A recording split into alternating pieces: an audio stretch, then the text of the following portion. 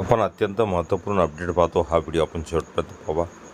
आजच्या शिक्षण व प्रशासन क्षेत्रातील महत्त्वाच्या 7 घडामोडी 7 ऑगस्ट 2026. नमस्कार मित्रांनो, चॅनलमध्ये आपले स्वागत आहे. तत्पूर्वी आपण नवीन असाल चॅनलला लगेच सबस्क्राईब करा. आपण पाहूया 7 थोडक्यात घडामोडी. राज्यात शिक्षण, निवडणूक, वाहतूक आणि निवृत्ती वेतनधारकाशी संबंधित अनेक महत्त्वाच्या घडामोडींना वेग आला आहे. शासन निर्णय, वृत्तपत्रातील माहिती आणि विविध विभागाच्या सूचनांमुळे नागरिक, विद्यार्थी, शिक्षक आणि कर्मचारी यांच्यासाठी महत्त्वाचे बदल समोर आले आहेत. पहिला आहे मतदार नोंदणी अधिकाऱ्यांच्या मानधनात वाढ.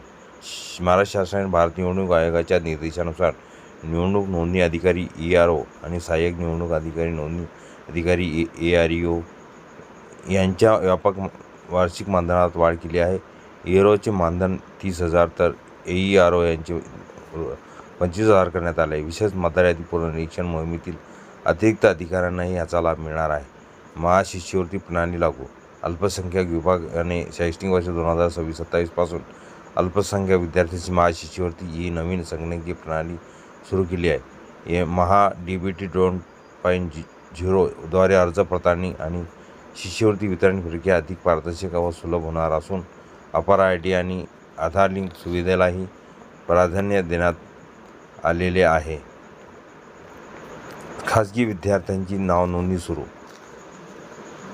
मार्च 2027 मधील 10वी-12वीच्या परीक्षेसाठी खाजगी विद्यार्थ्यांची ऑनलाईन नावनोंदणी सुरू झाली आहे.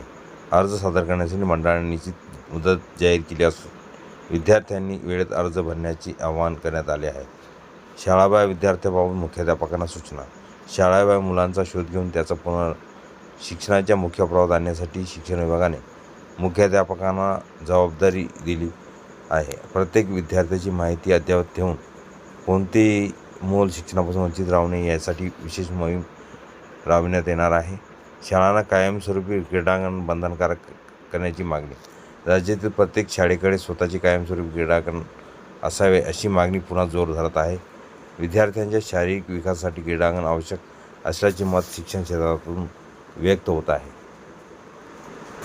RTOमध्ये ट्रेड ड्रायव्हिंग प्रणाली. राज्यात 165 ITIमध्ये वाहनचालक प्रशिक्षण देण्याचा निर्णय घेण्यात आला आहे.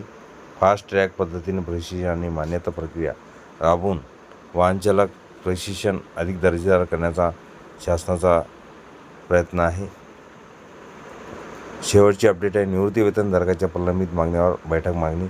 महाराष्ट्राच्या पेन्शनर्स संघटनांनी निवृत्ती वेतनधारकाच्या विविध प्रलंबित मागण्याबाबत मुख्यमंत्र्यांकडे बैठक घेण्याची मागणी केली आहे. किमान पेन्शन वाढ, महागाई भत्ता आणि इतर आर्थिक लाभाबाबत सकारात्मक निर्णयाची अपेक्षा व्यक्त करण्यात आली आहे. हा व्हिडिओ उपयोगी वाटला असेल लाईक, शेअर आणि अखिल तमसर क्लासेस चॅनलला सबस्क्राईब करा, लाईक करा, कमेंट्स करा, मित्रांना शेअर करायला विसरू नका. असे नवनवीन अपडेट आपल्यापर्यंत सहज पोहोचतील.